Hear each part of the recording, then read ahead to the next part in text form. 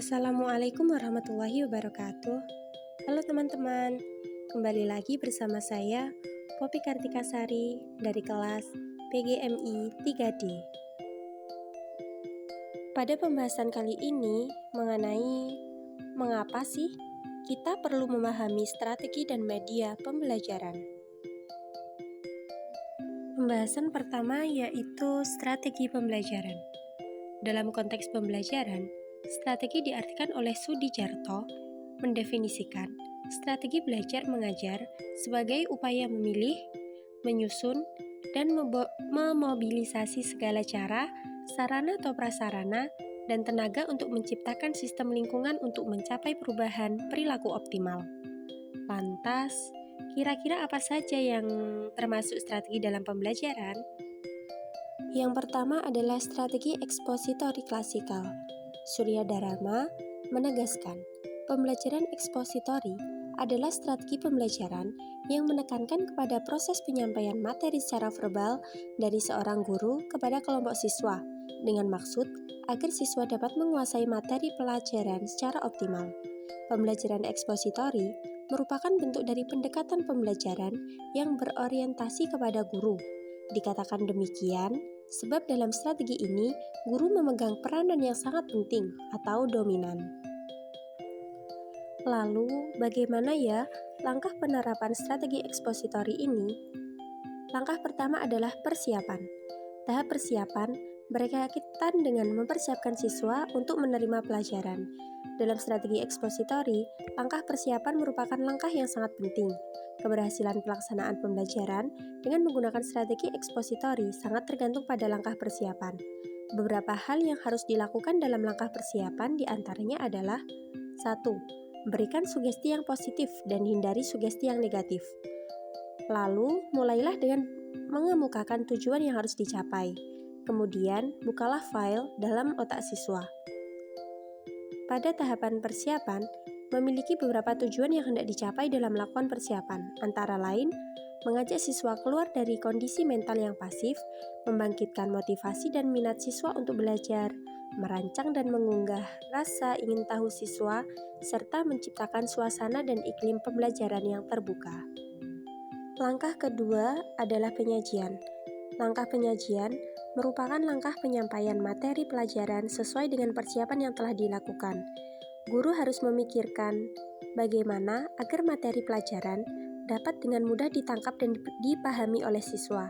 Karena itu, ada beberapa hal yang harus diperhatikan dalam pelaksanaan langkah ini, yaitu penggunaan bahasa, intonasi suara, menjaga kontak mata dengan siswa, dan menggunakan jokes-jokes yang menyegarkan. Langkah yang ketiga adalah korelasi. Langkah korelasi merupakan langkah menghubungkan materi pelajaran dengan pengalaman siswa atau dengan hal-hal lain yang memungkinkan siswa dapat menangkap keterkaitannya dalam struktur pengetahuan yang telah dimilikinya. Langkah korelasi dilakukan untuk memberikan makna terhadap peta pelajaran, baik makna untuk memperbaiki struktur pengetahuan yang telah dimiliki, maupun makna untuk meningkatkan kualitas kemampuan berpikir dan kemampuan motorik siswa. Lalu langkah yang keempat yaitu menyimpulkan. Menyimpulkan adalah tahapan untuk memahami inti dari materi pelajaran yang telah disajikan. Langkah menyimpulkan merupakan langkah yang sangat penting dalam strategi ekspositori, sebab melalui langkah menyimpulkan, siswa akan dapat mengambil intisari dari proses penyajian. Dan yang terakhir adalah mengaplikasikan. Langkah aplikasi adalah langkah untuk kemampuan siswa setelah mereka menyimak penjelasan guru. Langkah ini merupakan langkah yang sangat penting dalam proses pembelajaran ekspositori, sebab melalui langkah ini guru akan dapat mengumpulkan informasi tentang penguasaan dan pemahaman materi pelajaran oleh siswa. Teknik yang biasa dilakukan pada langkah ini diantaranya dengan membuat tugas yang relevan dengan materi yang telah disajikan, serta dengan memberikan tes yang sesuai dengan materi pelajaran yang telah disajikan. Kelebihan pembelajaran ekspositori diantaranya adalah guru dapat mengontrol urutan dan keluasaan materi pelajaran. Dengan demikian, ia dapat mengetahui sampai sejauh mana peserta didik menguasai bahan pelajaran yang disampaikan. Yang kedua, Strategi pembelajaran yang efektif apabila materi pelajaran yang harus dikuasai peserta didik cukup luas, sementara itu waktu yang dimiliki untuk belajar sangat terbatas. Yang ketiga, bisa digunakan untuk jumlah peserta didik dan ukuran kelas yang besar.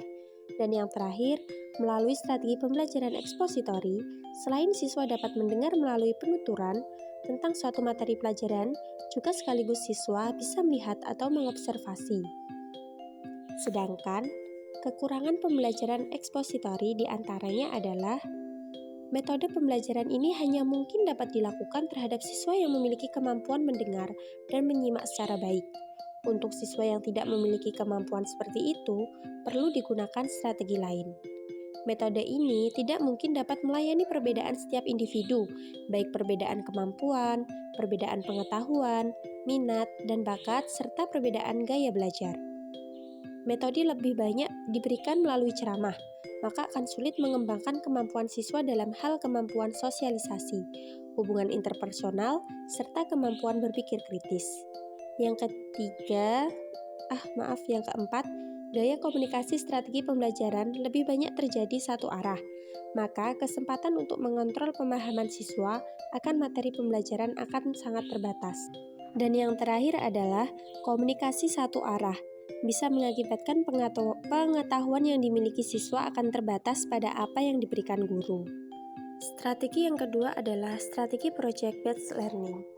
Mulyasa menjelaskan pengertian project-based learning atau disingkat PJBL adalah model pembelajaran yang memiliki tujuan yakni membimbing siswa lewat suatu proyek kolaboratif yang mengintegrasikan sebagai subjek atau materi kurikulum, serta memberi kesempatan siswa dalam menggali materi memakai berbagai cara bermakna bagi dirinya dan melakukan percobaan dengan kolaboratif.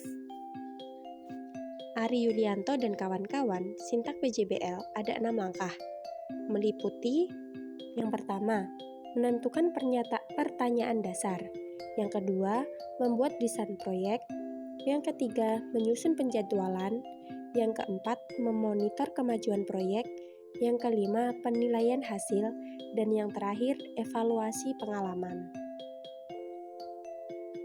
Model pembelajaran project-based learning mewajibkan siswa untuk belajar dan menghasilkan sebuah karya. Oleh karena itu, model ini dapat meningkatkan motivasi siswa untuk belajar, meningkatkan kecakapan siswa dalam pemecahan masalah, dan meningkatkan kerjasama siswa dalam kerja kelompok. Selanjutnya adalah strategi tanya-jawab. Strategi tanya-jawab merupakan strategi pembelajaran yang memungkinkan terjadinya komunikasi langsung yang bersifat two-way traffic. Pada saat yang sama terjadi dialog antara pendidik dan peserta didik. Beberapa langkah strategi tanya-jawab diantaranya, guru menyiapkan suatu masalah yang sesuai dengan materi yang telah dipelajari siswa. Guru mengajukan pertanyaan kepada siswa sesuai dengan tingkat kemampuan berpikir siswa. Guru membimbing siswa melakukan tanya jawab. Dan yang terakhir, guru menuntun siswa untuk memberikan jawaban yang benar. Kelebihan strategi tanya jawab. Yang pertama, situasi dan kondisi menjadi lebih hidup dan dinamis karena pembelajaran aktif berpikir dan memberikan jawaban atas pernyataan yang diajukan. Yang kedua, melatih pembelajar agar berani mengemukakan pendapat serta argumentatif dan bertanggung jawab. Yang ketiga, mengetahui perbedaan pendapat antar siswa dan dapat membantu ke arah diskusi yang positif. Yang keempat, membangkitkan semangat belajar dan daya saing yang sehat di antara peserta didik. Dan yang terakhir, dapat mengukur batas kemampuan dan penguasaan terhadap materi pelajaran. Sedangkan kelemahan strategi tanya jawab adalah yang pertama, bila terjadi perbedaan pendapat, akan banyak menyita waktu untuk dapat menyelesaikannya. Bahkan perbedaan pendapat antar siswa dapat menjurus kepada negatif, di mana peserta didik menyalahkan guru dan sebagainya. Yang kedua, tanya jawab dapat menimbulkan penyimpangan daripada pokok persoalan materi pelajaran. Hal ini terjadi jika guru tidak dapat mengendalikan jawaban atas segala pertanyaan peserta didiknya. Yang ketiga, tidak dapat merangkum bahan pelajaran. Dan yang terakhir, tanya jawab akan dapat membosankan jika yang ditanyakan tidak ada variasi. Selanjutnya adalah mengenai media pembelajaran. Sadiman menjelaskan media pembelajaran merupakan segala sesuatu yang dapat digunakan untuk menyalurkan pesan dari pengirim ke penerima pesan. Dalam hal ini adalah proses merangsang pikiran, perasaan, perhatian, dan minat serta perhatian siswa sehingga proses belajar dapat terjalin. Adapun contoh media pembelajaran yang pertama yaitu media visual. Media visual merupakan suatu alat bantu untuk mempermudah dalam proses pembelajaran yang melibatkan indera penglihatan. Jenis media ini adalah media cetak verbal, pesan linguistik berbentuk tulisan, media cetak grafis, media visual yang membuat pesan nonverbal, yakni berupa simbol-simbol visual atau unsur-unsur grafis, seperti gambar, sketsa, lukisan, dan foto, grafik, diagram, bagan, dan peta, serta media visual nonverbal 3 dimensi, seperti media visual yang memiliki 3 dimensi berupa model, miniatur, mock-up, spesimen, dan diorama. Yang kedua adalah media audio. Media audio merupakan suatu alat bantu penyampaian informasi atau pembelajaran yang mengandalkan bunyi atau suara. Media audio ini melibatkan indera pendengaran.